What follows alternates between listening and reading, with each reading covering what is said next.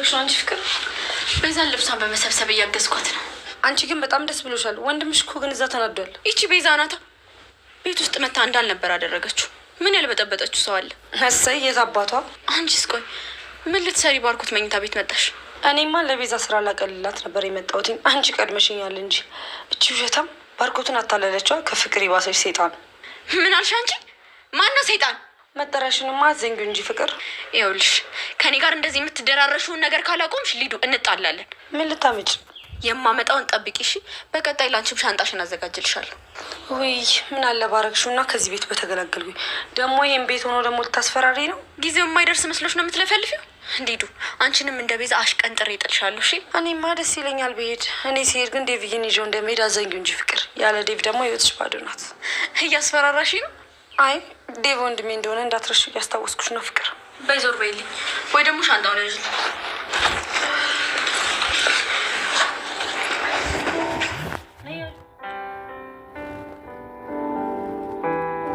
አደይ ምግብ አልበላም አልሽ?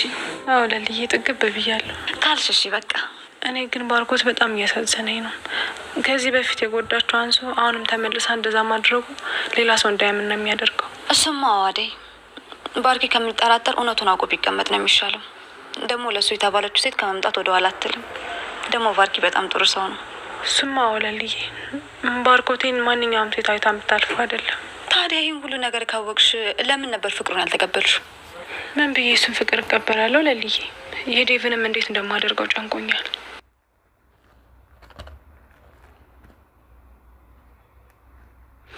ብርሃኔ እንዴት ነሽ? ደህና ነኝ። እማዬ ደህና ናት? አዎ አለኝ ብርሃኔ። ለምንሽ ነው እማዬን አማማት? ምን ነው ምን ነካት? እሺ ብርሃኔ አሁን ኤላ ቤት ነኝ። ስወጣ ባንክ ሄጄ እልክልሻለሁ።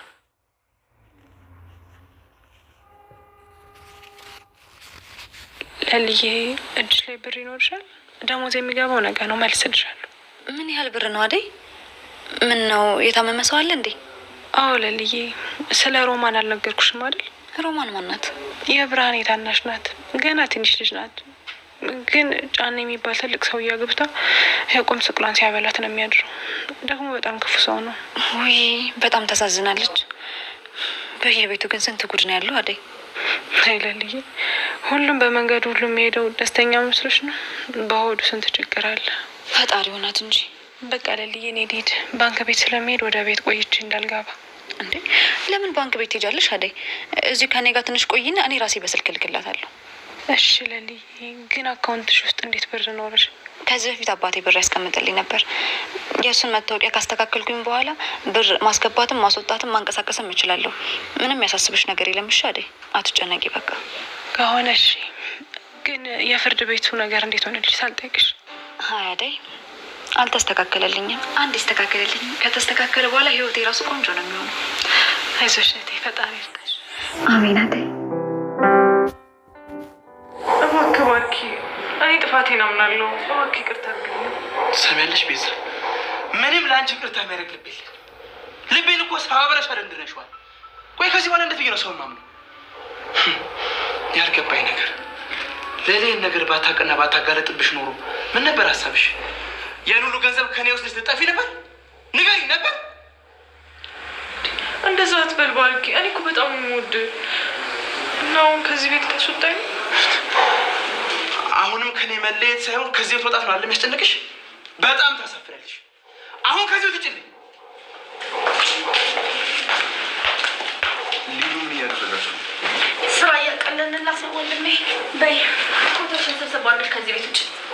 አንቺ ተረጋሽ። ይሄ ቀን ነበረ ቁጭ ብለሽ የምጠብቂው? ይኸውልሽ በገዛ ተንኮልሽ እራስሽ ባመጣሽው ለሊ ያጋለጠች። የት አባሽ አሁን ከቤታችን ውልቅ በይ። ሰሚኛለሽ?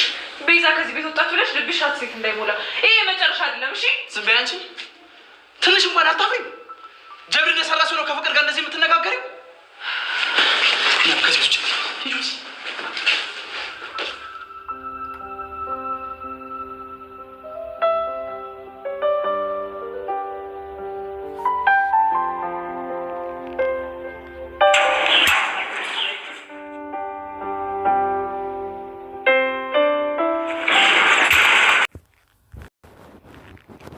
ሰላም ውድና የተከበራችሁ የቻናል ቤተሰቦች ሰላማችሁ በዘተ ተረፍረፍ ይበልልኝ።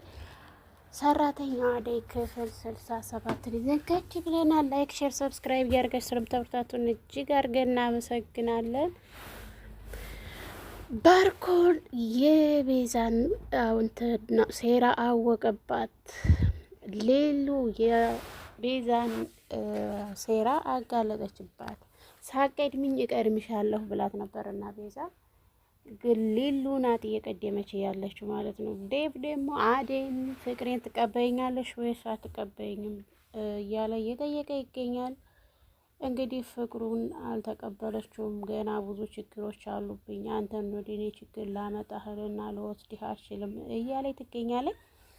አደይ ግን በዴቭ እጅግ እየተጫወተ ትገኛለች። ፍቅር አልያዛትም። አሁን ቤዛና ባርኮት ስለተለያዩ አደይ ባርኮንን ትቀበለዋለች ወይስ ዴቭን ትቀበለዋለች? እሷም ግራ ተጋብቷታል። እንኳን እሷ እኛም ግራ ተጋብቶናል ማለት ነው። ለምን እሷም በቃ የሆነ ቦታ ላይ ጋብ እያደረገ የለም ያለችው የእናትና የእህቷ ነገርም እያስቸገራት ይገኛል። ፍቅርም ማስመሰሉን ቀጥላበታለች። ለሰው ጋር ስትሆን ዴቭ ጋር ስትሆን አደይን እህቷ እንደሆነች በቃ ኖርማን እንደነበረ ታወራለች።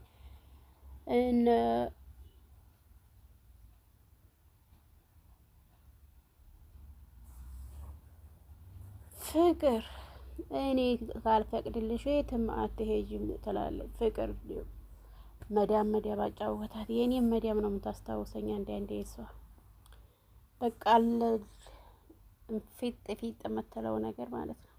አደይ ግን የሷን እንትን ምንም ልትቀበላት ፈቃደኛ አይደለችም።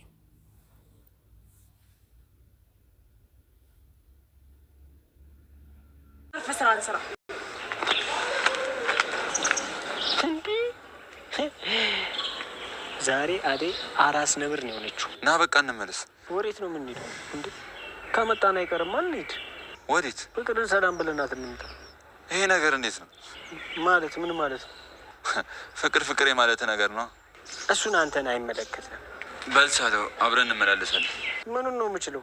ምን ፎንቃ ምናምን የገባልህ ይመስሎ ነው? እና በጤናው እንደዚህ የምትሆነው? እሱን አብረን እንመለከተዋለን። አንዴ እኔ አሁን ማድረግ እንዳለብኝና ማንም ማመን እንዳለብኝ ራሱ ግራ እየገባኝ። ቆይ ሁሉ ድራማ እኔ ለምን አስፈለገ? ይኸውልህ ባርኪ፣ በአሁኑ ሰዓት ገንዘብ የማይቀይረውና የማያደርገው ነገር የለም። አንተም በዚህ ሰዓት ደፈረና ቆፍጠን ነው ማለት ያለብህ። ካለበለዚያ ግን እድሜ ልክን የቤዛ መጮች ሆነ ነው የምትቀረው። እንደዛ እንደሆነ አልፈቅድም። ከዚህ በፊት የሰበረችው ልቤ በቃ። ስለዚህ ወስነሃል? አዎ፣ ሂጄ ቤዛን ፊት ለፊት እውነታውን ጠይቃታለሁ። ቤዛ እንደዚህ ነው ሀሳቤ ብላ መቼም ያሰበችው ልትነግርህ አልችልም። አትሳሳት ባርኪ። አውቃለሁ፣ ግን ያው ምክንያት ሊኖራት ይገባል እንጂ ከመሬት ተነስቶ ሰው ላይ እንደዚህ አይነት ክፋት ሊደረግ አይችልም።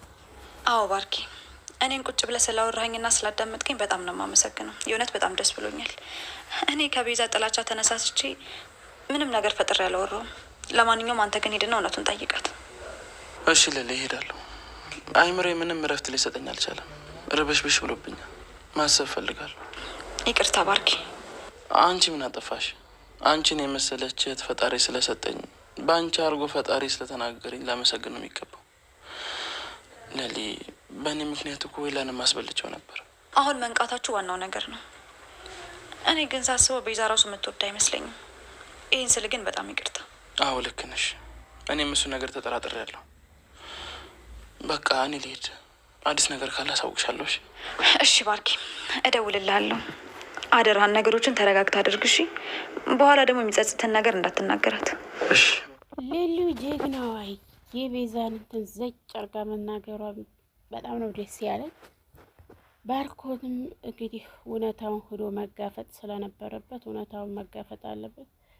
ቤዛ አታፈቅረውም። ምክንያቱም የምታፈቅረው ገንዘብን እንጂ ሰውን አታፈቅረው።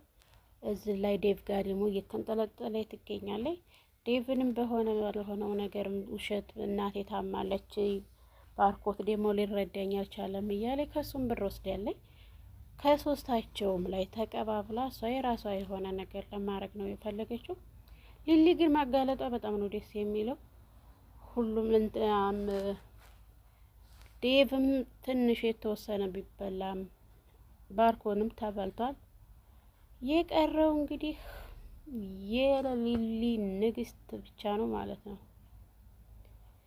አያት ፍቅር እንትና መጣ ፍቅር በቃ ዴቭን የነካባት በቃ አራስ ነብር ማለት ነው የምትሆነው። ፍቅር ማንም ዴቭ ጋር ጎን ወይም ዴቭን ቀጥ ብሎ እንዲያየው አትፈልግም። እየተንጨራጨረች እንግዲህ ለምን ትላለች። እንዴት እስፈቀድክላት አንተ ጋር ስትቀመጥ?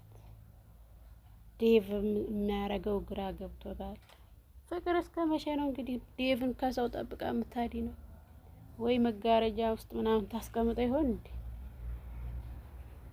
ዴቭም እኮ ሰለቼ ማንም ጋር እንዲያወራ ማንም ጋር እንዲያይቀመጥ በቃ ከማንም ጋር እንዲሆን አትፈልግም። ተከባር ነው።